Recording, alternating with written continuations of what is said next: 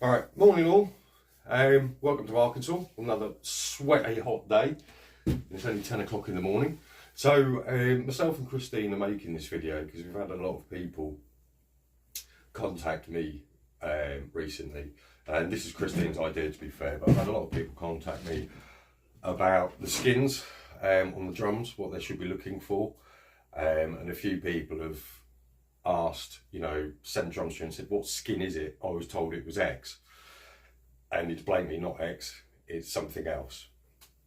Right, so there's been quite a few times where people are saying something is buffalo, right, but they're selling water buffalo and not bison.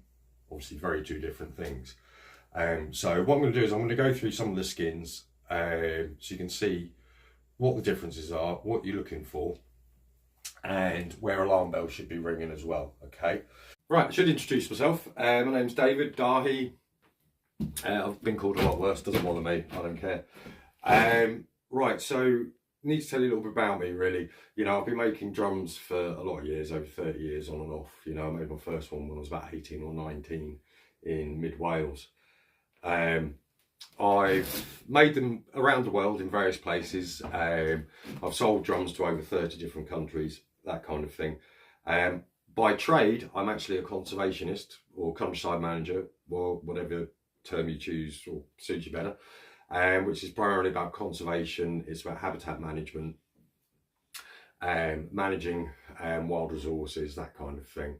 Okay, so with regards to skins, wood, so on and so forth, I'm coming from a place of a little bit of knowledge, or quite a lot of knowledge really, on woodland management, so on and so forth.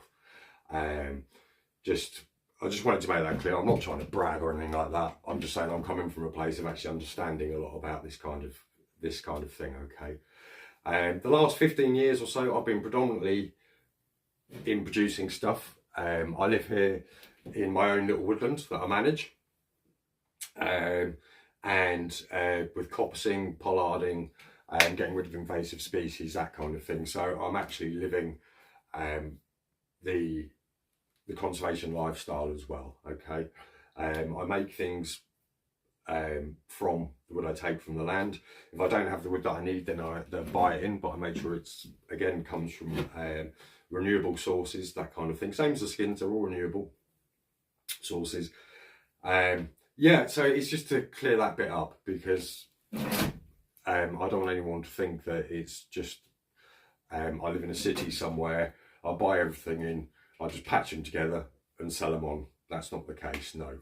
We actually produce here as well, okay? We're on 48, just shy of 40 acres here, up in the Ozarks in north central Arkansas. Yeah, so that's just a little bit about me. So hopefully that will clear up any questions with regards to where I come from and a little bit about me. So me being me, as it's just been pointed out to me, I might be a bit rambly, but stick with me because I tend to go that way before going that way. So people have known me for years know this. One of the first things, all the skins I use are from wild animals, okay, or ranged animals, which means they've had a natural life. They haven't been supplementary fed like farm animals have, okay. To me, there's a superior sound off them. Not only that, there's a better vibration off them because the animals have had a natural life. Because let's face it, I know farming, we need farming and all the rest of it, but it's kind of like the animal's been a bit in prison with the supplementary feeding, injections, all that kind of stuff, in a way. It's forced on them. And I don't mean that to any offence to farmers or anything like that, so don't get me wrong. This is strictly about drums. Right, and then on top of that, farmed animals then taken to an abattoir. And they get a humane killer in the head. And that kind of thing, then the skin's taken, cured, so on and so forth. And obviously an animal going through the process of an abattoir is a very stressful thing for them. Whereas if something's out in the countryside doing its thing, and the next thing it knows it's been, well, it won't know, but anyway, it's been shot, it's been natural right until that last minute, okay? It's had that natural life, which makes a big difference. There's no stress in it apart from that last moment, that kind of thing, right? Whereas you can imagine hours in a truck, abattoir, so on and so forth. That's going to be very, very stressful for the animal. just on a note, you know, we hunt here and we try and buy as much wild stuff as we can. And all these producers, a lot of the producers, sorry, of the wild stuff, they're all small, independent people. We're not supporting big corporations or big abattoirs, that kind of thing. So wild skins generally are a premium in price too. So you can tell if you're buying them, which ones are better than others. Okay. I do really want to clarify that I'm just making this video because I have had people ask so much recently about skins, where they came from, because I have had a few people come up to me and say, I was told it was this skin, and it's kind of like going, I'm not trying to disappoint you, but no, it's not. What they're saying it is, and then I've explained and demonstrated how the skins are different. But what we're going to do is start going straight into the skins now, okay? So I've said about the difference between farmed and wild, where they come from, so on and so forth, okay? Now, here is a couple of examples for you, just to start the ball rolling. This will be a kind of drum that you'll see in a lot of metaphysical head shops, whatever you want to call them. Now, this is made with goat, okay? And it's on ply as well, okay? It's not on solid wood. As you can see, it's got a very high tone, but the most important thing you're looking at, which gives something away, is the fact that when you look at it through light, the skin, there's no real deviation or variation in it. It's all pretty much the same depth the whole way through, as you can see with the light. That'll be the spine there, right? But there's no transition. So that animal has been supplementary fed, or has been kept in a farm-like environment. Okay, right, here is a wild skin here, okay? Now what you can see different variations in the skin depth all the way through. That's the spine. That's invariably going to be the thickest bit, along with the neck and along with the back end. Now, not every skin is going to be the same when you look at them, but what you're looking for, depth, as you can see all the way through here, okay? That shows that the animal, hasn't been supplementary fed. It's had good days, bad days, winters, summers, high points, low points, so on and so forth. Okay, so that's just one skin. I'm going to show you this one here as well. Okay. So when you look at this skin, you can see the colour variation very easily on it. Okay, that's the spine through there. And you can see, and you can actually feel as well, the difference in skin depth as you go through it. Okay, all right. Again, that's a signifier that the animal was either wild or ranged. Okay, these are things you're looking for. Right, now, this is bison, okay? People often refer to it as buffalo. This is the big difference here. I've known, or I've heard recently, and some people have come to me saying they were sold something like this as buffalo. Yeah, it is buffalo, it's off a water buffalo. That's bison, that's buffalo. Right, you can see the difference, obviously, usually clearly. Now, sometimes bison skins are bleached, but they will still have this brown tinge all the way through them, even if they're bleached. Okay? But this, as you can see, is very white or cream coloured. And like I say, that's a water buffalo. This is a bison skin that has been bleached to preserve it. So you can still see the variation. You can still see the brown colour of the skin. It's just a little bit paler. But more importantly as well, you can see bullet holes. Water buffalo against bleached bison.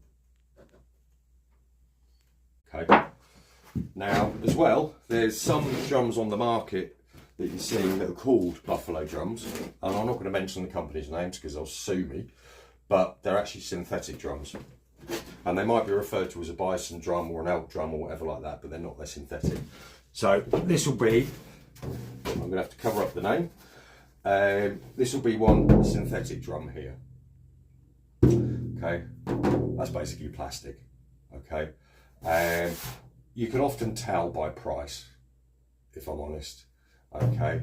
Because each one of these skins here of the wild animals costs a lot more than one of these, okay? So price is often an indicator. But I say that a bit tongue-in-cheek because some people are going to say a drum is a certain skin and charge as if it was the skin that they're saying it is, not the skin it actually is, if that makes sense. So I know it's a bit roundabout. But yeah, there are synthetic drums being made out there that are called X, but they're not actually that thing. As you can tell, if you feel it, you can see, and you can feel that plasticky, that kind of slippery, plasticky feel to it. You can tell by the sound as well, a little bit, right? There's kind of that hollowness in it, right? It's not a rich, deep sound. There's that sort of hollow aftertone to it. So that's a good way of telling. And if you're buying skins, or if you're going to a workshop and they're saying the skin's wild, if they've already been cut into discs to fit your drum, I would be, and they're not showing those other signs like variation of depth and that sort of thing, I would be a little bit wary. And again, I'm not trying to degrade anyone or be mean to anyone, but it's down to you guys who are paying for stuff that you want, you know, and I want to make sure you're getting it. But some people will turn up with skins, because I've seen this happen actually as well, where they say it's from a wild animal, right? If something's been hunted in the wild, there's going to be one thing it's going to have in it, and that's a bullet hole, sometimes more than one, depending. Right, so prime example of a bullet hole, and what you're looking for is this within the skin. Entry, exit, okay? There's another exit wound there, because this was over, obviously it was round the animal's form. So you need to really look for bullet holes. If there's no bullet holes in it, chances are is it went to an abattoir and it was a humane killer that took that animal. And then, as I've alluded to earlier on, there's a lot of stress in abattoirs, so on and so forth. Whereas this animal was doing its own thing, and then the next thing it knows, it's not with us anymore. Another thing about wild skins as well is that I should really tell you about is the fact that the skins are a byproduct. Okay, some of them are brain tanned, some of them are turned into rawhide, which is what this is. It's a different process, but the animals are primarily killed for meat.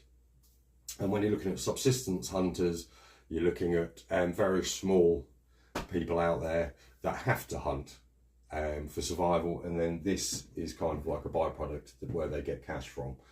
There are some commercial hunters out there, but again, the animals are in the wild, and the animals aren't just taken for their skin, they're taken for the meat primarily. Okay, but we're going to look at a few more skins just to give you an idea. So as you can see from the bison, that's a really kind of deep brown. But don't forget, like I said, sometimes they can be bleached, all right? But they will still have that variation through them, but they'll just be a little bit paler, all right? This is an elk. I've already made a couple of drums out of it. But again, as you can see, when I hold it up to the light, you can see variation through the skin. It's quite a rich, not as rich as the bison, but it is still a rich brown colour. This is an elk. Red stag. Okay, again, you can see the variation of depth through the skin. There's the bullet holes and the size. Obviously the buffalo, well, bison, a plains bison is a lot bigger than a red stag. So, you know, it's worth, if you're buying skins, then a little bit of research is really well worth doing. And again, if people are concerned about it, or they're wondering, or whatever, do feel free to contact us. It's not a problem. I really don't mind helping people out at all to make sure they get what they're looking for. Okay. Now, this is another one here. This is the remains of a piece of rawhide too. Now, you can see a bit of variation through it here, and you can feel it. It's always good to get your hands on them and have a good feel, so to speak. This is, again, is a bleached one, but as you can still see, there's the brown colour through it, it's not white. Okay, and with regard to where I was talking about bullet holes in the skins, and I know that's going to make some people go, ooh. I do appreciate that. I'm not trying to offend anyone. But the whole thing about it is, as well, is when you're looking at a skin and you're looking at bullet holes, because again, this is something I've seen as well, where people are actually artificially cutting the skin to make it look like a bullet hole. If you're someone who hunts, or you're looking at skins that have been hunted, you often, when you look at an animal or you look at the skin, the bullet hole will just be behind the front foreleg, or it should be. It's not always the case, none of us are perfect, but in an ideal world it'd be somewhere in that region there, because when they shoot the animal they're going for the lungs. Okay, they're not going for headshots. It's the main body mass just behind the foreleg, the front leg. Okay,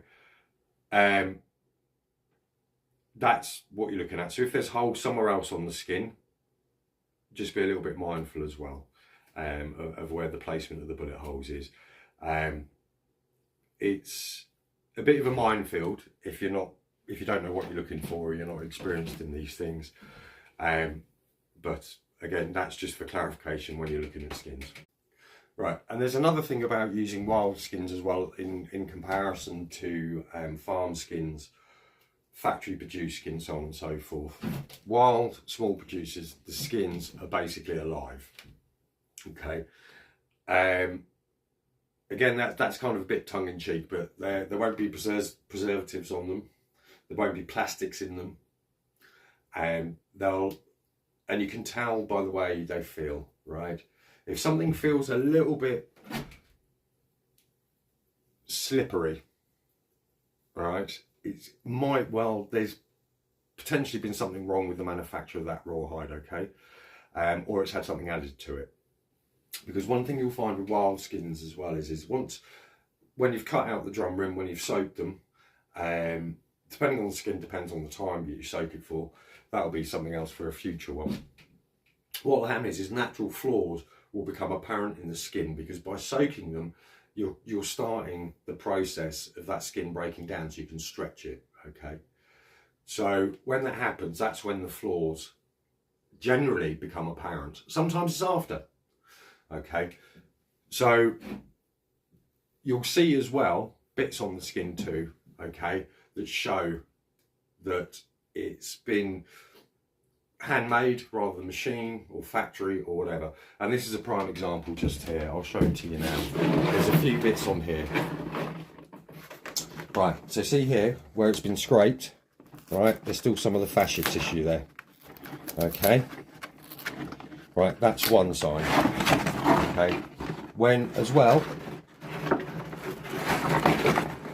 you'll also see little marks here where the skin was actually attached to something to be stretched. Okay, well worth, just little, it's just little signs that once you know, you know. And then also when you're looking at it as well, you can see here there's kind of like lines or stratification marks, whatever you want to call it, through the skin. That's going to be a weakness within this skin here. Appreciate you're not going to make much out of that, but sometimes you find them a bit deeper into the skin. Okay, so again, things to be aware of, and show that the skin has been reduced, more than likely by a smaller manufacturer or a smaller craftsperson, that kind of thing, not mass produced. Quality of sound between the drums. Right, so what I'm going to do is I'm just going to show you quickly. Right, so here we have, I'd like to say before I do this, I'm not trying to take anything away from anybody. I've just had a few people recently come to me and they've been sold things that they're not what they say they are. Okay, so as you know, I've said this is a goat skin. You can see it's on ply, multiple layers, right, for the sound. Very, very tinny, very, very high pitched. And when you feel that skin, you can feel it's glossy, it's slippery. There's a kind of, I don't want to say slimy, it's not quite slimy, but there's that slippiness to it, okay? That's got plastic on it, okay? Right, and then this synthetic, sorry, I'm covering up the name of it because I don't want to get into trouble. But again, it's got that high resonance towards the end of it when you tap it, okay? Now, I'm not knocking synthetic drums, by the way. Obviously they don't go out of whack if they're in the weather, that kind of thing. So if they get rained on, you don't have to take too much care in drying them, so on and so forth. So there are some benefits depending where you're using it with a synthetic drum. And I will say, even though that is synthetic, the quality of these is very good. So for what they are. Right, now, so I've done the synthetic, I've done a goat skin drum there. Now, these are a couple that I've made. They're still in the process of drying, that kind of thing. Now, this one here is a red stag, right? Now, this is the difference in the sound.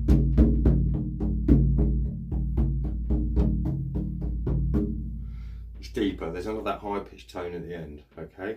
And also, as you tap around the drum, because of the variation in the skin, you're going to get slight tone differences, okay, through it, because the skin itself varies.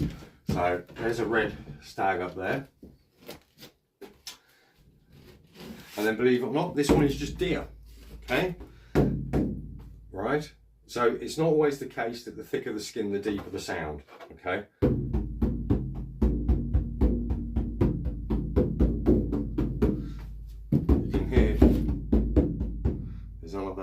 Tone at the end, and as well, when you look at the skin, you can see the variation through it. And this is bleached deer, by the way, so that's why it's got that whitish colour, but you can see the variation through it in the light there, from here to here, through there, okay?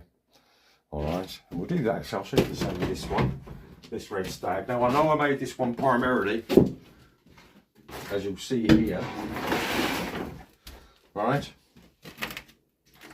This is actually made from sort of like towards the back end down the main part of the flank, okay? But you can still see all the variations. You can see scars, that kind of thing, scar tissue there.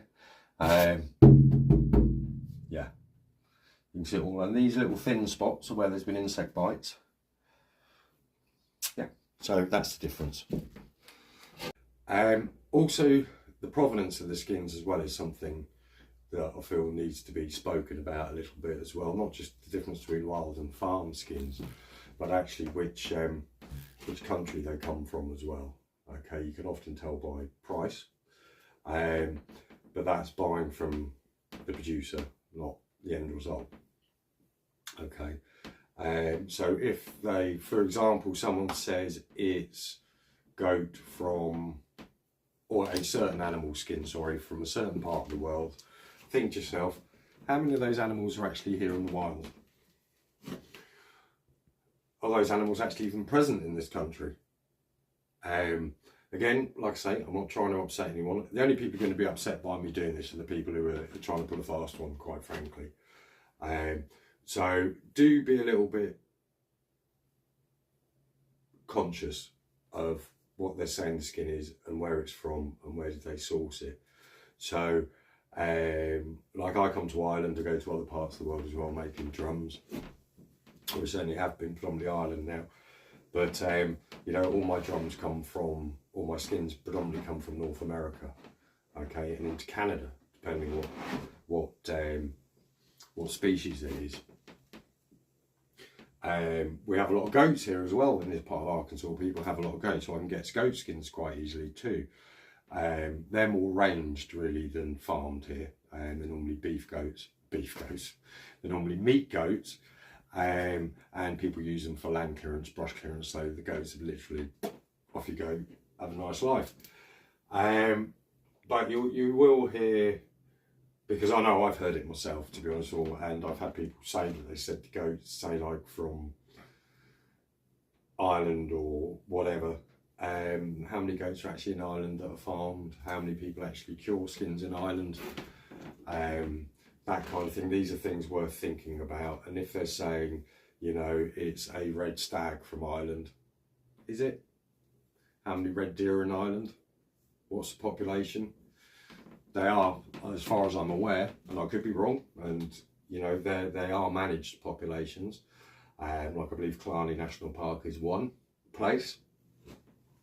How many of those are actually taken every year and then made into rawhide, or the meat, so on and so forth? What's the predominant species of deer in Ireland? So obviously red stag are quite big, and then they get smaller and smaller, don't they? So if someone's got a skin yay big and they're saying it's a red stag, it's either a very, very, very young red stag or it's another species of deer. These are all things, and I know it sounds like a lot of information, but if you just a little bit of research will save hopefully a lot of heartache, again, which is why I'm doing this. So if you think for a bison, for example, the average skin size is about 25, 30 plus square feet, okay, because they do vary in size. I'm not ignorant to that. So if someone turned up with a bison skin that was that big, I know this is rather dramatic, but it's a bit obvious that, yeah, chance of that being bison, I don't think so, just wanted to clarify that with you as well. Okay, right. Like I say, I'm not trying to upset anyone, or I'm not trying to degrade what people are doing, so on and so forth. I just want people to be aware of what they're buying and what to look for. And just so you know as well, this is a skin I actually cured myself. I was going to brain tan it to make it into like hair-on soft leather, but that didn't work out very well. So I then changed it into a rawhide. But again, as you can see, there's bullet holes there. You can see where in the process there's fascia tissue, there's a stratification, for want of a better description, lines there, which is going to be weakness in the skin. You can see here where before I was going to try and stitch it to seal that up, when I was going to keep it as a brain tanned hide. There's some really good giveaway signs that there's still some hair on it here. Okay, so you can see that was done by myself. Saying that there'll be, from small producers like myself, no matter how much care we take, there's always going to be some small flaws that are giveaways, because we just don't have the machinery, we might not, the equipment, so on and so forth, all the people. So we're doing these ourselves, yeah, it's just to make that aware that I do have experience of actually curing hides too. Okay, I'm not just talking speculatively here, it's from personal experience. I hope that was all helpful to you. Like I said, I'm going to say it again, I'm not trying to upset anyone, I just want people to get what they're paying for. Because recently I have had a lot of people actually question what they've bought, and they were right to question what they've bought.